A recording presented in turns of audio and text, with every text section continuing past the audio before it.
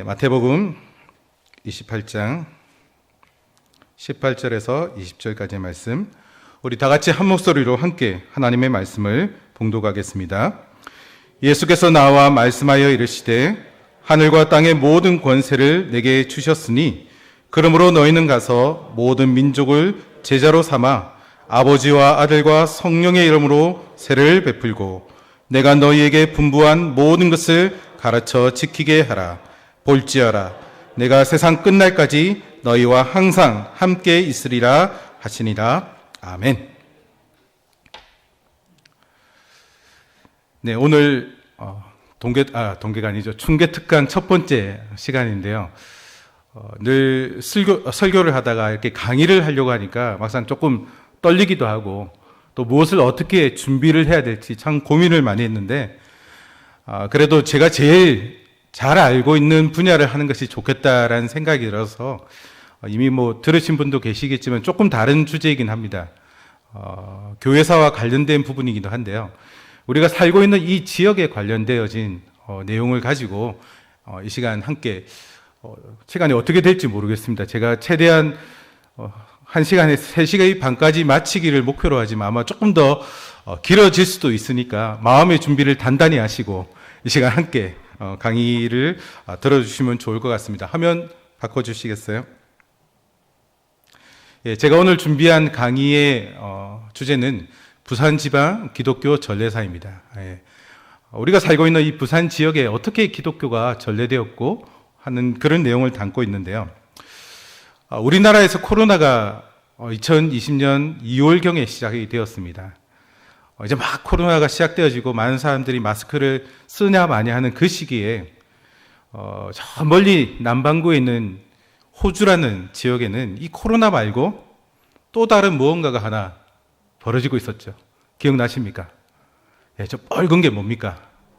예, 그 당시에 산불이 한참 진행 중에 있었습니다. 이게 언제부터였냐면 2019년 9월부터 산불이 계속해서 이어졌어요. 무려 6개월 가까이 산불이 진행이 되었습니다. 수많은 인자가 불에 타고 글자가 잘 보이실지 모르겠는데 약 10억 마리의 야생 동물들이 목숨을 잃는 그런 일들이 있었습니다. 이것도 새와 파충류 그리고 포유류만 대충 추정해서 그 면적에 사는 그 동물의 개체를 환산해 가지고 약 10억 마리 이상이 불에 타서 죽었다라고 합니다.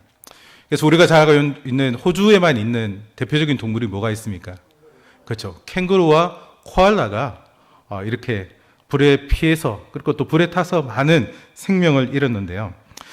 제가 조사한 바에 의하면 산불로 인해 직접적으로는 약 34명이 사망하고 또 연기흡인 등 간접적 요인에 따라서 445명이 사망했다고 합니다.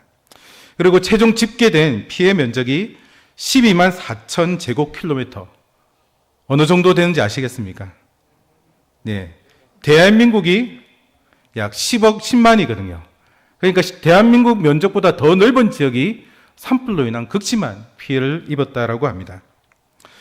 그런데 저는 당시 이 호주의 그 산불 뉴스를 접하면서 한 지역이 눈에 들어왔습니다. 바로 이 지역입니다. 어딘지 아시겠습니까? 예? 네, 요 빨간 표시되어 있는 지역인데요. 호주 남동부 위치에 있는 빅토리아라는 주입니다. 설명이 나올 텐데요. 빅토리아 주, 호주는 모두 6개의 주와 2개의 준주, 그리고 6개의 특별 지역으로 이루어져 있는데 주 중에서는 가장 작은 주이고 주의 수도는 멜버른이라고 합니다. 그런데 제가 이 빅토리아 주를 눈여겨본 이유가 바로 우리가 133년 전에 우리가 살고 있는 이 부산 지역에 복음을 전하기 위해 선교사를 파송했던 그 교회가, 그 지역이 바로 호주에 있는 빅토리아 장로 교회였기 때문입니다. 제가 교회사를 공부를 했기 때문에 이 지역에서 많은 선교사들이 우리 지역에 왔다는 것을 알고 있었고 또 빅토리아 주에 많은 산불의 피해가 있다는 뉴스를 접하면서 그런 생각을 하게 되었던 거죠. 물론 부산의 첫 상주 선교사는 이 캐나다 장로교 소속의 선교사였지만, 그리고 또 베어러 등의 북장로교 선교사들이 상주에서 많은 활동을 펼쳤지만, 이 북장로교 선교사들이 떠난 1913년 이후부터는 이 호주 장로교 선교사들이 주축이 되어서 이 부산과 또 경남 지역의 선교를 활발하게 진행시켜 나가게 됩니다. 그래서 그들에 의해서 학교와 병원 그리고 수많은 교회들이 세워졌고, 그때 전해진 복음이 오늘날 우리에게까지도 전해지게 되었는데요. 오늘 이 시간에는 우리가 살고 있는 이 부산 지방의 기독교가 어떻게 전래되었고, 또 어떤 선교사들이 사역을 했으며, 또 더 나아가 그들이 남긴 흔적을 통해 특히 초기에 왔던 이 호주 선교사들의 사역을 중심으로 살펴보며 하나님의 역사하심을 다시 한번 확인하는 시간이 되고자 합니다. 그래서 부산 지방에서의 첫 번째는 그 초기 기독교와의 접촉인데요. 1883년부터 1891년까지의 내용을 먼저 살펴보고자 합니다. 기독교의 선교 활동은 특히 19세기 이후의 기독교 선교 운동은 단순히 어떤 기독교 복음의 전파만으로 이루어진 것은 아니었습니다. 다양한 문화의 위기들을 동원한 교육과 또 의료 활동을 통한 선교 활동들을 지향했는데요. 당시 1876년에 강화도 조약이라고 해서 일제에서 우리가 강제로 개항을 하게 됩니다. 새 항구를 개항하는데요. 어딘지 아십니까?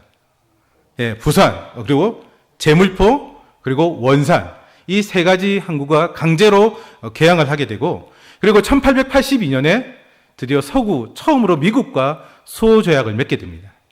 그래서 미국과 수호 조약을 맺고 난 이후에 서양에 있는 선교사들이 이때를 발판으로 많이 들어오게 되어지고, 최초의 기독교 선교사, 그러니까 장로교 선교사로 파송되어진 그 알렌 선교사가 1884년 9월경에 우리나라에 들어오게 되어지죠.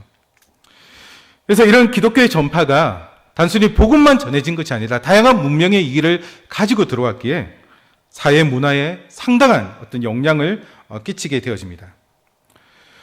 그리고 이런 특히 이제 미국 장로교, 호주 장로교, 그리고 캐나다 장로교 등, 우리가 장로교니까 장로교를 좀 중심으로 살펴보면 그들을 통해서 장로교가 우리나라에 전해지게 되었는데요. 그래서 이들은 국가의 기독교 복음의 전파와 함께 의료, 교육 활동을 3대 분야로 인식하고, 목사뿐만 아니라 의료 선교사와 교육 선교사를 파송하여서 한국 사회의 개화와 계몽 그리고 근대화에 큰 영향을 끼치게 됩니다. 물론 이 부산 경남 지방에서의 기독교 복음 운동의 기원이나 또 접촉에 관한 연구는 현재까지 밝혀진 자료를 종합해 볼 때 호주 장로교 그리고 미국 장로교 선교사들이 정식으로 파송되기 이전에 이미 몇 가지 유형의 선교를 위한 시도가 있었음을 우리가 보게 되었습니다. 그러니까 이 시도가 중국과 일본에 주재한 외국 선교부와 또 선교사들에 의해서 1880년대 초부터 간헐적으로 이렇게 시도가 되어졌는데요. 첫 번째는 나와 있는 것처럼 이 스코틀랜드 성서공회의 성경 반포 사업이었습니다. 부산 지방 경남의 이 스코틀랜드 성서공회가 성경 반포 사업을 실시했는데, 이 성경이 어디에서 만들어진 거냐면 바로 평안도에 있는 의주 지방에서 로스 선교사라는 분이 그 당시 의주 청년들과 함께 의기투합해서 성경을 최초로 번역하게 되어집니다. 그래서 이것이 1882년 3월에 심양의 문광쇼원이라는 거기에서 예수복 선교 누가복음 전서라는 책을 발행하게 되어져요. 지금 제 얼굴이 가려져 있는데 저 부분이 이제 그 최초로 발행했던 성경 번역 책입니다. 그리고 그 이후에 예수 선교 요한복음이겠죠. 그것이 번역이 되어지고 나중에 사복음서가 번역이 되어지는데, 당시 이 번역서는 의주 사람들이 주로 이렇게 도움을 줬기 때문에 사투리가 굉장히 심한 그런 번역서의 성경이었어요. 그런데 나중에 이 성경 번역을 토대로 해가지고 다시 서울 말로 이렇게 바꾸어서 성경이 번역이 이루어지는데, 그것이 1911년도에 발간이 되어집니다. 로스 성경이. 그때 구약 성경 3권과 신약 성경 1권이 번역이 되어지는데, 그 중에 한 권이 우리 교회 박물관에 전시가 되어 있어요. 진본이. 놀랍지 않습니까? 어떻게 해서 오게 되는지는 정확하게 알 수는 없지만은 아마 돌아가시던 안재영 장로님께서 그 성경을 구입을 구하셔가지고 했는데, 전국에도 몇 권이 없는 진본 성경을 우리 교회 박물관에 이렇게 모셔져 있습니다. 근데 이 성경을 각각 3,000건씩 이렇게 발행을 했는데 그 중에 3분의 1에 해당하는 각 1,000건씩을 다른 소책자와 함께 일본 요코하마 주재에 있는 이 스코틀랜드 성서공회 총무인 톰슨에게 보내서 조선에 반포하도록 그렇게 하게 되었습니다. 그래서 톰슨 총무가 이 책을 부산 경남 지역에 보급하고자 그 당시는 성경을 그냥 무료로 배포하지 않고 팔았거든요. 그래서 매서인을 고용하게 되었습니다. 그래서 일본 그 스코틀랜드 성서공회 동경 보급소 책임자였던 나카사카라는 사람을 채용해서 그를 부산으로 파견하게 되어집니다. 그래서 그가 1883년 7월 24일에 부산에 도착하게 돼요. 그리고 약 2개월간 부산과 또 다른 개항지였던 원산 등지에서 순회하면서 성경을 반포하는 일을 하고 일본으로 다시 돌아가게 됩니다. 근데 그것으로 멈추지 않고 이 톰슨은 조선 땅에 이 성경 보급서를 보급할 목적으로 1894년에 다시 한 번 더 오게 되어집니다. 그래서 이때 와서는 일본 영사 마에다이 주선으로 동래성 도로변에 한 집을 얻어가지고 이 성경 보급서와 권서인의 숙소로 사용하면서 이 부산 땅을 중심으로 성경을 반포하는 사역들을 계속해서 감당하게 됩니다.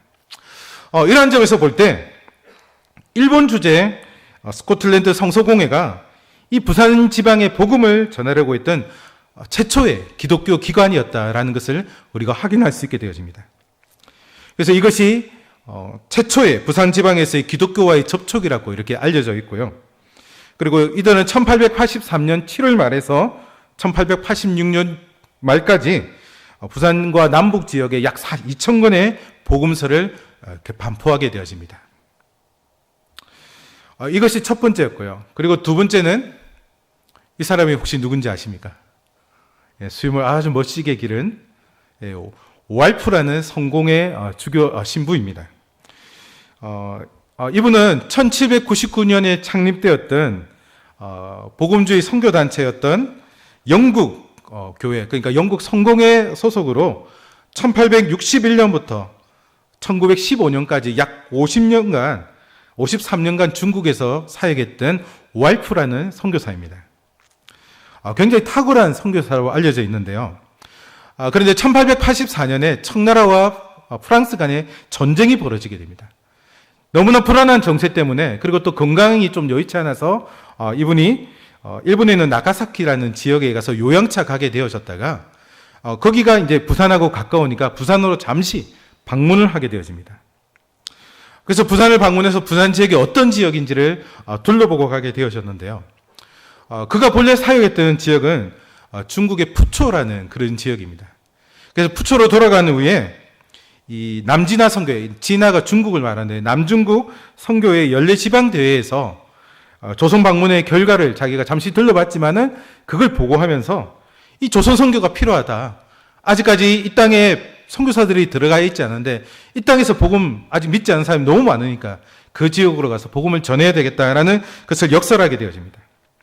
이 이야기를 듣고 한 사람의 중국인 목사와 또 세 사람의 평신도가 이렇게 그 일에 자원을 하게 되어져요. 내가 조선으로 가서 사역을 하겠다. 근데 그 선교 지원이 원활하게 이루어지지 않았다가 나중에 1885년 11월 말경에 호주 선교부와 어떻게 연결이 되었는지 모르겠지만 지원을 받아서 중국인 전도자, 그때 지원했던 그 사람 중에 2명과 함께 다시 부산을 찾게 되어집니다. 이것이 부산 지방에서의 두 번째 선교를 위한 두 번째 시도라고 할 수 있는데요. 그런데 사실 이들의 활동에 대해서 구체적으로 알려져 있는 것이 아직 남아있지가 않습니다. 그리고 아무런 기록도 없는데요. 그 당시는 아직 기독교 선교가 정식으로 국가에서 허락되어 있는 것이 아니었고 또 활동도 자유롭지 못했기 때문에 그다시 이들의 선교 활동이 성공적이지는 못했던 것으로 보입니다. 하지만 그럼에도 불구하고 이 왈프의 노력은 두 가지 점에서 한국교회에 큰 기여를 했다고 할 수 있는데요. 첫 번째는 그의 노력에 의해서 성공의 선교단체였던 외지복음 선교회라는 곳이 있는데 이 선교회가 1890년에 이 콜페 선교사를 최초로 조선으로 선교사를 파송한 일이 있었다라는 거죠. 와이프의 노력이 없었다면 성공의 신부가 우리나라에 들어오지 못했다라는 것입니다. 그리고 두 번째는 호주 장로교회로 하여금 한국 선교의 길을 안냈다라는 점이죠. 왜냐하면 월프가 이렇게 조선을 방문하고 나중에 자신이 지원받았던 그 호주 선교부에다가 편지를 하나 써서 보내요. 한국 선교가 필요하다 하는 그 간절한 편지를 써서 보냈는데, 이 편지가 이 멜버른에 있는 코필드에 위치한 성메리 교회의 맥카틀리 목사가 편집하는 잡지에 실리게 됩니다. 국내 국외 선교라는 잡지인데요. 근데 그 잡지에 실린 편지를 누가 봤느냐? 바로 헨리 데이비스라는 아주 젊은 선교사님, 그때는 목사였는데요. 그것을 보게 되고, 본래 자기가 어디로 가려고 했냐면 인도로 가려고 했어요. 많은 그 당시에 선교를 자원했던 사람들이 인도 쪽으로 많이 그리고 동남아 쪽으로 많이 가려고 했지, 한국은 전혀 알려져 있지 않았기 때문에 한국에 선교한다는 것을 생각을 못했어요. 그런데 이 한국 선교에 대한 필요성을 역설했던 그 내용을 보고 방향을 틀어서 한국으로 가겠다라는 결심을 하게 되었던 것이죠. 그래서 결론적으로 이 와일프는 부산과 경남의 지방의 복음화를 위한 하나의 기초를 마련하고, 또 그가 성공에 속했지만 호주 장로교의 부산 지방 그리고 경남 지방의 선교를 예비한 자의 역할들을 하게 되어집니다. 그런 정식적으로 선교사가 파송되기 전에 이런 두 가지 시도가 있었고요. 그리고 나서 선교사들이 이제 파송이 되기 시작합니다. 개방과 함께 게일과 하디가 처음으로 부산에 상주했던 선교사인데요. 아마 게일은 들어보셨을 것입니다. 이분이 게일입니다. 젊은 날의 게일인데요. 수염을 아주 멋지게 기르시고, 한국 이름은 기일이라고 이렇게 합니다. 서울에 있는 연동교회를 이렇게 설립해서 이렇게 아주 오랫동안 사회 가셨던 분인데요. 내한했던 첫 번째 캐나다인 선교사입니다. 미국인 선교사가 아니고 이분은 캐나다인 선교사고요. 토론토 대학을 졸업하고 이 토론토 대학 학생 기독교 청년회, 즉 YMCA 파송으로 1888년에 우리나라에 들어오게 되어집니다. 약 3개월 동안 서울에 체제하다가 한국 생활을 점점 적응한 후에 1889년 3월 17일에 내지 답사를 겸한 순회 전도를 하게 됩니다. 그 당시 선교사들은 한 지역에 거점을 두고 여러 지역을 돌아다니면서 돌아오고 돌아가면서 돌아오는 그런 순회 전도 방식을 많이 택하게 되어져요. 이 사진은 지금 연동교에 걸려있는 그 그림, 게일 선교사인데, 노년에 이렇게 머리가 하얗게 될 때까지 우리나라 땅을 위해서 헌신했던 선교사인데요. 1889년 8월부터 12월까지 1년 4개월 동안 부산에 체류하게 되어집니다. 그래서 부산에 상주했던, 머물렀던 최초의 선교사가 바로 이 게일 선교사라고 할 수 있는데요. 사실 이 게일 선교사에 대해서도 구체적인 기록이 남겨져 있지는 않습니다. 그런데 이 지역 선교를 위한 탐색과 연구를 통해서 그런 여러 가지 준비를 통해서 나중에 또 사역을 하는데 이렇게 활동하게 되는데요. 이분이 대표적으로 유명한 것이 바로 이것입니다. 뭔지 아시겠죠? 예, 제 얼굴이 가려버렸는데요. 철로역정, 우리 교회 박물관에 있는 철로역정을 이 게일 선교사가 말씀 나와 있는 것처럼 이창직이라는 조사와 함께 번역해서 출간하게 됩니다. 그때 우리 조선인 화가가, 개항장에서 활동했던 화가가 그렸던 그 갓선 예수님 최초의 그 모습을 이렇게 안에 내용으로 담고 있는데요. 그 게일 선교사의 그 활동이 부산에 있을 때 그렇게, 물론 이거는 나중에 서울 옮겨가서 이렇게 번역하게 되어집니다. 그리고 두 번째는 이 로버트 하디 선교사도 부산에 있었는데요. 이 하디 선교사는 1890년 토론토 의과대학 의사 선교사입니다. 아까 우리나라 들어올 때 교육 선교사도 있었지만 의료 선교사들도 굉장히 많이 들어오게 되어져요. 그래서 대표적인 의사 선교사로 이렇게 국내에 들어오게 되지만 9월 30일경에 아내 마틸다 켈리와 또 약 2달 된 첫 아이 에바와 함께 내한을 하게 되어져요. 그리고 국내에 들어와서 여러 아이들을 낳아서 아주 다복한 가정을 이루지만, 그러나 태어나자마자 아이가 또 죽는 그런 안타까운 일도 겪게 되어집니다. 1891년 4월에서 6개월 동안 서울에서 머물다가 이제 1891년 4월 14일 부산으로 이주해서는 나중에 원산으로 다시 사역지를 옮기기 전까지 약 1년 7개월 동안 부산에서 활동하게 되어집니다. 근데 사실 그 로버트 하디 선교사도 이 의과대학, 그 토론토 의과대학 YMCA의 어떤 그런 후원을 받아서 오게 되었거든요. 그러다 보니까 재정 지원이 원활하게 이루어지죠. 여러분, 선교를 하다 보면은, 기도로 열심히 헌신하지만, 기도하면서 하지만, 사실 가장 많이 필요한 게 물질입니다. 물질이 있어야지, 그 선교 현장에 있는 사람들에게 여러 가지 것들을 지원하고, 또 생기도 하면서 복음을 전할 수 있거든요. 근데 이 후원이 제대로 이루어지지 못하면 선교하기가 굉장히 힘이 듭니다. 그래서 이 YMCA가 아주 그 지원이 원활하게 이루어지지 못하니까 굉장히 힘든 가운데서도 어쩔 수 없이 이렇게 생계를 유지하기 위해서 그 당시 부산 세관에 있었던 독일 헌터라는 그 세관원의 도움을 받아서 그게 통역과 하는 여러 가지 그 선상의 그 세관의 의사로서 그 일을 하면서 생계를 유지하면서 복음을 전하는 일을 했었어요. 나중에 이 부산에서의 사역이 좀 적절치 못하다고 해서 그 사역지를 원산으로 옮겨서 캐나다 선교사였던 그 페닉이라는 사람이 집에서 이렇게 의료 선교사로 봉사활동을 하게 되어집니다. 그러다가 이제 1898년 나중에 감리회로 이동을 하게 되어지는데 이분이 유명한 게 바로 이겁니다. 1903년에 원산에서 대부흥 운동이 일어나게 되어지는데 이때 그 기도회 때 이 하디 선교사가 강사로 가게 되어져요. 거기서 자신의 잘못을 회개합니다. 내가 조선인들을 너무나도 깔봤습니다. 무시했습니다. 왜냐하면 그 당시 사역이 너무 힘들어가지고 그가 다시 고국으로 돌아갈 생각을 하고 있다가 그 집회를 가게 된 거거든요. 하지만 그 기도회 집회 때 자신의 잘못을 회개하고 고백하는 그 순간에 성령의 놀라운 역사가 일어나서 원산의 대부흥운동이 시작되게 되고 그 부흥의 불씨가 1907년도 평양에 있는 대부흥운동으로 연결이 되어집니다. 그래서 우리나라에 일어났던 그 1907년도 대부흥운동의 역사가 이 하디 선교사의 회개를 통해서 시작되었다라는 것이 오늘날 우리가 알고 있는 그런 바이기도 한데요. 그리고 나중에 이제 이분이 북장로교 선교사였던 부산에 있을 때 베어더 선교사를 도와서 초랑교회 설립에 또 기여했다라고 이렇게 알려져 있기도 합니다. 사실 이분도 1년 7개월밖에 있지 않았기 때문에 크게 많이 사역하지는 않았지만 그럼에도 불구하고 부산에서 보낸 기간이 후일에 이분이 굉장히 오랫동안 우리나라에 있었거든요. 선교를 위한 언어 공부와 또 한국 사회 적응을 위한 하나의 준비 기간으로서 나름 의미가 있는 시간이었다 이렇게 평가를 하긴 합니다. 그리고 우리가 이제 오늘 조금 더 중점적으로 살펴볼 내용인데요. 데이비스 선교사가 우리나라 오게 되어지고 또 그가 부산에 도착했지만 이내 죽음을 맞이하게 되어지는 그런 내용들을 함께 보고자 합니다. 이분이 헨리 데이비스 선교사입니다.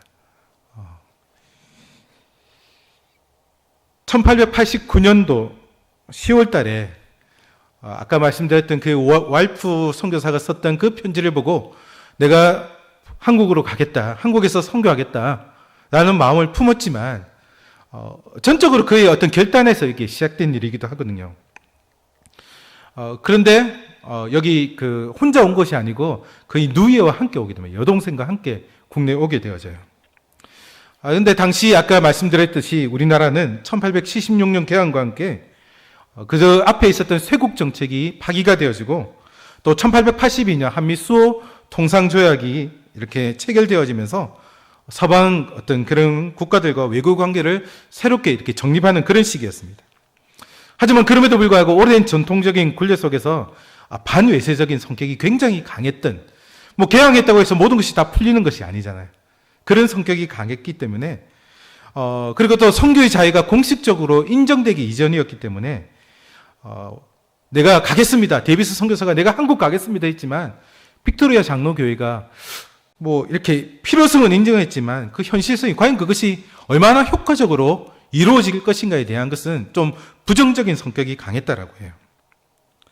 그래서 데이비스 선교사를 인주는 했지만 재정적으로 지원하거나 또 한국에 선교 지부를 설치할 계획이 전혀 없었던 것이죠.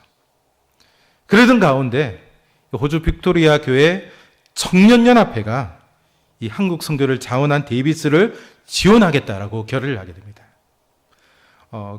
빅토리아 장로교회 전체가 지원한 것이 아니라 청년연합회가 우리가 이 데이비스를 지원하겠다라고 했던 것이죠. 그래서 이 결의에 의해서 이 데이비스 남매가 1889년 8월 21일 멜버른에서 이렇게 떠나서 그 부산항으로 먼저 한번 도착하고 10월 4일날 들어가겠는데요. 그 당시 국내에 들어오는 배는 전부 다 부산을 한번 거쳐서 가게 됩니다. 바로 제물포로 가는 것이 아니라 부산에 먼저 한번 기착하고 한 이틀 동안 잠시 머물렀다가 그 다음 날에 이렇게 가게 돼요. 부산에서 제물포 가는 기간이 한 이틀 정도 걸렸다라고 해요. 그래서 그때 데이비스 선교사가 배에서 잠시 내려서 부산 지역을 한번 둘러봤다라는 그런 이야기가 있습니다. 그래서 이렇게 부산에 서울에 도착을 하게 되어진대요. 그때 그가 바로 부산으로 온 것이 아니라 약 5개월 동안 한국어 공부를 하게 되어요. 옆에 적혀 있는 거 보이시죠? 한글 공부를 매우 열심히 했다라고 해요. 열심히 한국을 공부를 하고, 그리고 공부하는 동안에도 공부만 한 것이 아니라 과천이라든지 수원, 용인 등 서울을 중심으로 하는 인적 지역에 다른 그 장로교 소속 선교사들과 함께 전도 활동도 펼치게 되어집니다. 그런 가운데서 자기가 어디서 사역할 것인가 다른 고민을 했는데요. 그 당시에 그 데이비스 선교사는 바울의 선교 원리를 따랐어요. 바울의 선교가 원리가 뭐냐면 이미 파송되어져 있는 지역에는 누군가가 들어가 있는 지역에는 가지 않고 새로운 곳을 개척하려는 그런 마음을 품게 됩니다. 이미 그래서 그 평양이나 이런 지역은 또 이미 다른 선교부 소속 선교사들이 가기로 내정되어 있었기 때문에 그 당시 아무도 가려고 하지 않았던 그 이남 지방, 특히 부산에서 내가 사역을 해야 되겠다라는 결심을 하게 되어져요. 그가 그렇게 생각했던 이유가 있었습니다. 그것은 부산이 대표적인 어떤 그 한국의 관문일 뿐만 아니라 대표적인 항구 도시였고요. 또 일본에 밀접해 있다 보니까 보다 효과적인 선교가 가능할 것이다라는 그런 판단에서 부산으로 가겠다 결심을 하게 됩니다. 그래서 누이는 서울에 남겨두고 혼자서 부산을 향해 떠나게 되어집니다. 서울을 떠나 20일간 수원, 공주 그리고 경상도 지방을 거쳐 약 500km에 달하는 도보 여행, 걸어서 여행을 떠나게 되어져요. 그리고 가는 곳곳마다 성경을 반포하기도 하고 복음을 전하면서 하게 되어서 마침내 4월 4일 부산에 도착하게 됩니다. 그런데 부산에 도착하기 며칠 전부터 그가 천년두라는 그 병에 전염병에 걸리게 되어져요. 그리고 폐렴까지 결핵이라고도 알려져 있기도 한데 걸려가지고 부산에 도착한 그날 이미 굉장히 그 식음을 전폐하고 사경을 헤매는 그런 시기가 되어집니다. 그 당시에 부산에 누가 있었냐면 개일 선교사가 이미 상주하고 있었거든요. 그래서 외국인이라고는 그밖에 없었기 때문에 선교사가 그밖에 없었기 때문에 급히 사람을 불러서 개일 선교사로 하여금 오게 하고 그리고 이 개일 선교사의 품에서 그가 죽게 되어집니다. 그때가 4월 5일이는데요. 옆에 나와 있는 이게 그를 묻었던 복병산이라는 중구 대청동에 있는 지금은 남성여고 주차장 자리라고 알려져 있어요. 그 자리에 우리나라 와서 최초로 이렇게 죽었던 이 데이비스 선교사를 묻게 되어집니다. 자신들이 그렇게 기도하며 보냈던 청년연합회가 또 후원해서 보냈던 데이비스 선교사가 멀리 타지 부산에서 죽었다라는 소식이 호주에까지 전해지게 됩니다. 굉장히 아마 마음이 아팠을 거라 생각해요. 그런데 그들이 어떻게 하냐면 다시 한국에 선교사를 파송하기로 합니다. 그들에게 선교사를 파송하는 것은 하나님께서 결정하신 일이기에 여기서 멈출 수 없다. 해서 또 다른 선교사를 파송하게 되어지는데요. 그래서 청년연합회의 파송을 아까 데이비스 선교사를 파송했던 그 단체가 이 메카이 목사 부부를 파송하게 되고 또 그 해에 호주 빅토리아 장로교회 여전도회 연합회가 세워지게 됩니다. 그 여전도회 연합회가 3명의 미혼 여선교사를 또 이렇게 파송하게 되어져요. 그 맨지스, 페리, 그리고 포셋이라는 5명의 이진 선교사를 파송해서 1891년 10월에 그들이 이 부산 땅으로 바로 오게 되어집니다. 사실 데이비스 선교사가 아무런 그런 오자마자 바로 죽었기 때문에 사역의 걸실을 열매를 맺은 것은 없다라고 생각할 수도 있지만, 사실 거의 그 희생적인 죽음의 결과로 호주 빅토리아 장로교회가 거기서 멈추지 아니하고 계속해서 선교사를 파송하고, 또 특히 이 부산과 경남 지역을 품고 선교를 했기에 그의 어떤 그런 희생, 죽음은 하나의 미랄과 같은 아마 값진 희생이라고 할 수 있을 것이라 생각을 하는데요. 이 그 호주 이진 선교사들이 이렇게 내한을 해서 다양한 또 활동들을 펼치게 되어집니다. 앞서 말했던 그 5명의 그 이진 선교사하고 그 이후에 또 왔던 선교사들, 무어 선교사, 그리고 또 그 이후에 아담슨 목사 부부의 사진인데요. 이 들은 이렇게 도착하자마자 또 무슨 일이 벌어지게 되냐면, 그 두 번째 나와 있는 메카이 목사의 사모님이 3개월 만에 그만 한국에서 목숨을 잃는 일이 있게 되어집니다. 그리고 또 메카이 목사 자신도 병을 얻어가지고 굉장히 사역하는데 힘들었다가 다시 고국으로 돌아갔다가 다시 국내에 오는 그런 일들이 있었고, 그리고 그 이후에 다시 완전히 귀국하는 그런 일이 있게 되어지는데요. 지낼 곳도 마땅치 않았어요. 사실 뭔가를 정해놓고 온 것이 아니었어요.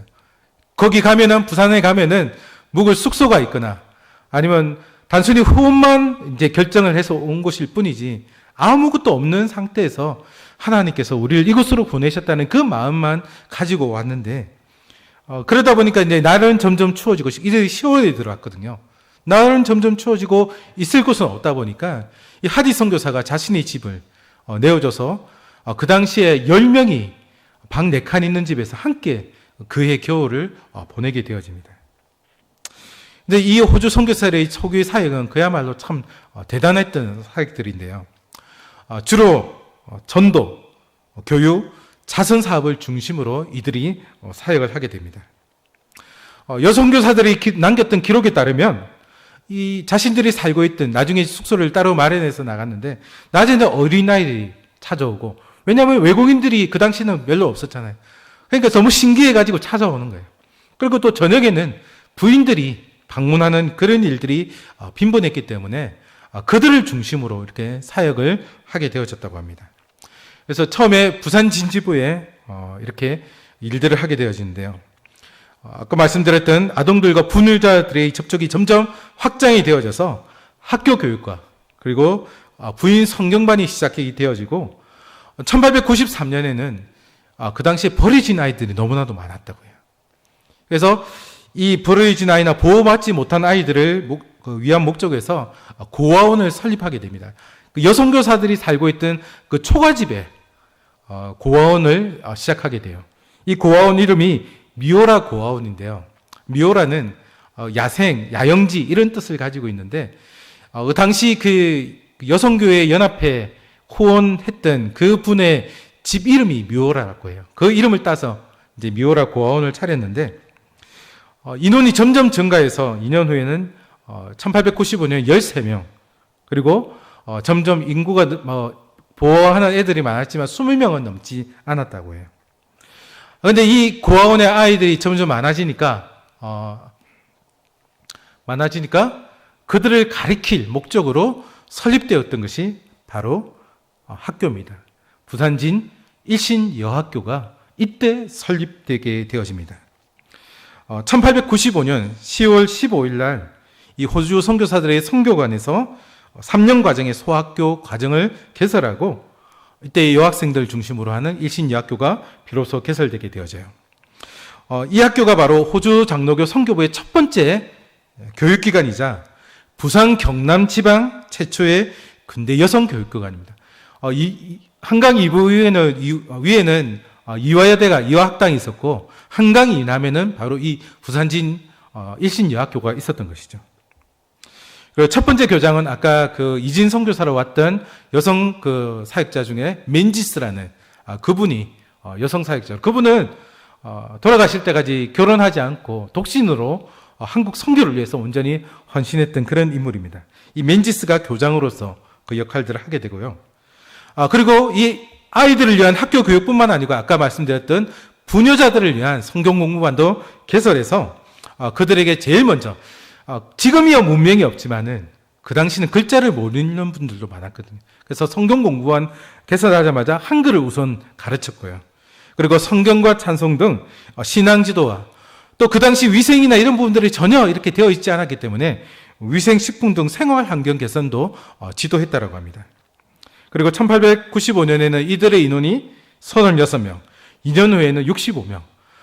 당시 여성들의 인권이나 이런 부분들이 전혀 이루어지지 않았던, 신장되지 못했던 그런 시기였는데도 불구하고 이 여성들을 위한 교육들이 일신기독여학교에서, 일신학교에서, 여학교에서 계속해서 이루어졌던 것이죠.